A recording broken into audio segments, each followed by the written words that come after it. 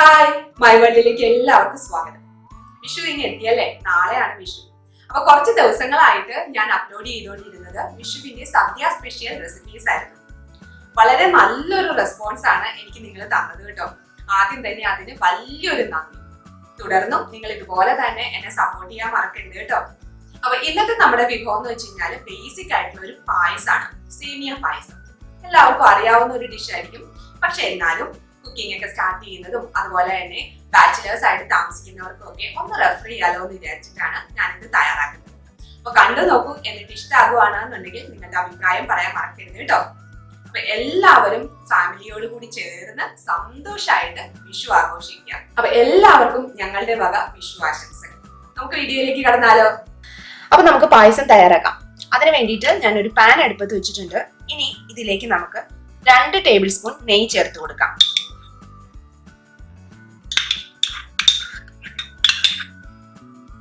നെയ്യ് ചൂടായി വരുന്നുണ്ട്. ഈ സമയത്ത് നമുക്ക് കുറച്ച് മുന്തിരിയും അതുപോലെ തന്നെ കുറച്ച് അണ്ടിപ്പരിപ്പും കൂടി ഒന്ന് റോസ്റ്റ് ചെയ്തെടുക്കാം കേട്ടോ. മുന്തിരി നന്നായിട്ട് വീർത്ത് വന്നിട്ടുണ്ട്. ഇനി ഇപ്പൊ ഇത് നമുക്ക് കോരി മാറ്റാം. ഇനി ഇതിലേക്ക് കുറച്ച് കാഷ്യൂ നട്ട്സ് ചേർക്കാം. ഇപ്പൊ കാഷ്യൂ നട്ട്സിന്റെയും കളർ മാറാൻ തുടങ്ങുന്നുണ്ട്. ഈ സമയത്ത് നമുക്ക് കോരിയെടുക്കാം. ഇനി ഈ നെയ്യിലേക്ക് തന്നെ ഞാൻ 1 കപ്പ് സേമിയാണ് എടുത്തിരിക്കുന്നത്. അത് ചേർത്ത് കൊടുക്കാൻ പോവാണ്. അപ്പൊ ഞാൻ ഈ എടുത്തിരിക്കുന്നത് തിന്നായിട്ടുള്ള വെറൈറ്റിയാണ്. അപ്പൊ പായസത്തിനും ഉപ്പുമാവിനും ഒക്കെ എടുക്കുമ്പോൾ ഇതുപോലെ തിന്നായിട്ടുള്ള വെറൈറ്റിയാണ് ഏറ്റവും നല്ലത്. ഫ്ലെയിം ഏറ്റവും കുറവിലേക്ക് ഇടുക കേട്ടോ. എന്താണെന്ന് വെച്ച് കഴിഞ്ഞാൽ ഈ തിൻ വെറൈറ്റി ആയത് കാരണം പെട്ടെന്ന് തന്നെ മൂക്കാനുള്ള ചാൻസ് ഉണ്ട്. ഇപ്പൊ നമുക്ക് വറുത്ത സേമിയ പാക്കറ്റിൽ വാങ്ങിക്കാൻ കിട്ടും അല്ലേ? അത് വെച്ചിട്ടാണ് ചെയ്യണേന്നുണ്ടെങ്കിലും ചെറുതായിട്ടൊന്ന് ചൂടാക്കി എടുക്കുക കേട്ടോ. അങ്ങനെയാണെങ്കിലാണ് നല്ല ടേസ്റ്റ് ഉണ്ടാവുള്ളൂ. ഇതിപ്പോ നന്നായിട്ട് വറന്നു വന്നിട്ടുണ്ട്. ഇനിയിപ്പോ ഞാൻ വേറൊരു പാത്രത്തിലേക്ക് മാറ്റുക. വറുത്ത സേമിയ ഞാൻ വേറൊരു പാത്രത്തിലേക്ക് മാറ്റി വെച്ചിട്ടുണ്ട്. ഇനിയിപ്പോ നമുക്ക് പാല് തിളപ്പിച്ചെടുക്കണം. അപ്പൊ അതിന് വേണ്ടിയിട്ട് അടി കട്ടിയുള്ള പാത്രം തന്നെ എടുക്കുക. നിങ്ങളുടെ വീട്ടിൽ ഉരുളി ഉണ്ടെന്നുണ്ടെങ്കിൽ ഉരുളി എടുക്കുന്നതായിരിക്കും ഏറ്റവും നല്ലത് കേട്ടോ. ഇനിയിപ്പോ ഇതിലേക്ക് ഞാൻ ചേർക്കാൻ പോകുന്നത് പാലാണ്. 1.5 ലിറ്റർ പാലാണ് ഞാൻ എടുത്തിരിക്കുന്നത്. അത് ചേർത്ത് കൊടുക്കാം. ഇത് തിളപ്പിക്കാത്ത പാലാകട്ടോ. ഇനിയിപ്പോ തിളപ്പിച്ച പാലാണെങ്കിലും കുഴപ്പമൊന്നുമില്ല.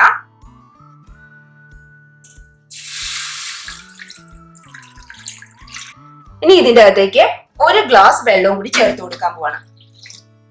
ഇനിയിപ്പോ നമുക്ക് ഈ പാല് തിളപ്പിച്ചെടുക്കണം. അപ്പൊ തിളപ്പിച്ചെടുക്കാൻ വേണ്ടിയിട്ട് നമുക്ക് ഫ്ലെയിം മീഡിയത്തിൽ ഇടാം. എന്നിട്ട് ഇടയ്ക്കിടയ്ക്ക് ഇളക്കി കൊടുക്കാം കേട്ടോ. ഇളക്കി കൊടുത്തില്ല എന്നുണ്ടെങ്കിൽ അടിക്ക് പിടിക്കും. അപ്പൊ പിന്നെ കംപ്ലീറ്റ് ചീത്തയാകും. അപ്പൊ അത് കാരണം മസ്റ്റായിട്ട് നിങ്ങൾ ഇടയ്ക്കിടയ്ക്ക് ഇളക്കി കൊടുക്കണം. ഇനി പാല് തൂകി പുറത്തേക്ക് പോകാതിരിക്കാൻ ഒരു ടിപ്പ് ഞാൻ പറഞ്ഞുതരാം. അതെന്താന്ന് വെച്ച് കഴിഞ്ഞാല് കുറച്ച് നെയ്യ്, വളരെ കുറച്ച് മതി കേട്ടോ. കുറച്ച് നെയ്യ് എടുക്കുക, ഇതിലേക്ക് ചേർത്ത് കൊടുക്കാം. അപ്പൊ ടേസ്റ്റും കൂടുതലായിരിക്കും. അതുപോലെ തന്നെ പാല് തുളുമ്പി പുറത്തേക്ക് പോകുകയില്ല. അപ്പൊ നിങ്ങൾ ഇതിനു മുമ്പ് ഇങ്ങനെ ചെയ്തിട്ടില്ല എന്നുണ്ടെങ്കിൽ ഒന്ന് ചെയ്ത് നോക്കാം കേട്ടോ.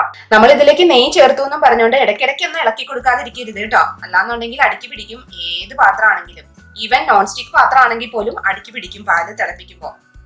ഇപ്പൊ നന്നായിട്ട് തിളച്ചു വന്നിട്ടുണ്ട്. ഈ സമയത്ത് ഞാൻ ഇതിലേക്ക് കണ്ടൻസ്ഡ് മിൽക്ക് ചേർക്കുവാണ്. അപ്പൊ ഞാൻ ഇതിലേക്ക് പഞ്ചസാര ചേർക്കുന്നില്ല. അതിന് പകരമായിട്ട് കണ്ടൻസ്ഡ് മിൽക്കാണ് ചേർക്കുന്നത്. 1/2 കപ്പ് എടുത്തിട്ടുണ്ട്. ഇനി നിങ്ങൾ പഞ്ചസാരയാണ് ചേർക്കണേന്നുണ്ടെങ്കിൽ ഈ സമയത്ത് നിങ്ങളുടെ ടേസ്റ്റിനനുസരിച്ചിട്ട് ചേർത്ത് കൊടുക്കാം കേട്ടോ. ഒരു 8 ടേബിൾ സ്പൂൺ പഞ്ചസാര വരെയൊക്കെ ഒരു പാകത്തിനുള്ള മധുരമായിരിക്കും ഈ 1.5 ലിറ്റർ പാലിന്. ഇനി വീണ്ടും ഇതൊന്ന് തിളച്ചു വരട്ടെ. അതിനുശേഷം നമുക്ക് ഇതിലേക്ക് ചൗവരി ചേർത്ത് കൊടുക്കാം. അപ്പൊ ഞാൻ ചൗവരി എടുത്തിരിക്കുന്നത് 2 ടേബിൾ സ്പൂൺ ചൗവരി 1/2 ഗ്ലാസ് വെള്ളത്തിൽ വേവിച്ചെടുത്ത് വെച്ചിരിക്കുവാണ്. പിന്നെ ഇടയ്ക്കിടയ്ക്ക് ഈ സൈഡൊക്കെ ഒന്ന് ക്ലീൻ ചെയ്ത് കൊടുക്കുക. അതല്ലാന്നുണ്ടെങ്കിൽ പാത്രം കഴുകാൻ ബുദ്ധിമുട്ടായിരിക്കും. അത് തന്നെയല്ല, ടേസ്റ്റും വ്യത്യാസം വരും. കണ്ടൻസ് മിൽക്ക് ഒഴിച്ചതിന് ശേഷം നന്നായിട്ട് തിളയ്ക്കുന്നുണ്ട്. ഇനിയിപ്പോ നമുക്ക് ഇതിലേക്ക് ചൗവരി ചേർത്ത് കൊടുക്കാം.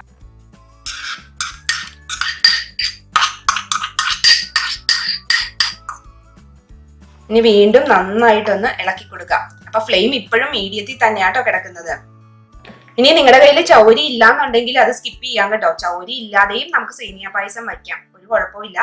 പക്ഷെ ചൗരി കിടക്കുന്നത് കാണാനായിട്ട് നല്ലൊരു ഭംഗിയാണ് ഫൈനൽ പ്രോഡക്റ്റ് ആയി വരുമ്പോഴേ. അതുകൊണ്ട് ചേർത്തു എന്ന് മാത്രമേ ഉള്ളൂ. പിന്നെ എന്റെ കയ്യിൽ ഉണ്ടായിരുന്നു. ഒരു 10 മിനിറ്റ് ആയി കേട്ടോ. ഇതുപോലെ ഇങ്ങനെ തിളയ്ക്കാൻ തുടങ്ങിയിട്ട്.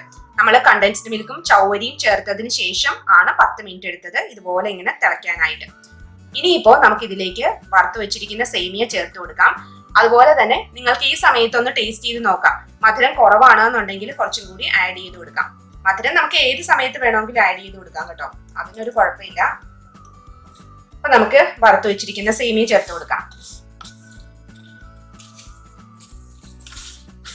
ഇനിയിപ്പോ നന്നായിട്ട് മിക്സ് ചെയ്ത് കൊടുക്കുക. എന്നിട്ട് വീണ്ടും ഇത് നന്നായിട്ട് തിളയ്ക്കാനായിട്ട് അനുവദിക്കുക കേട്ടോ.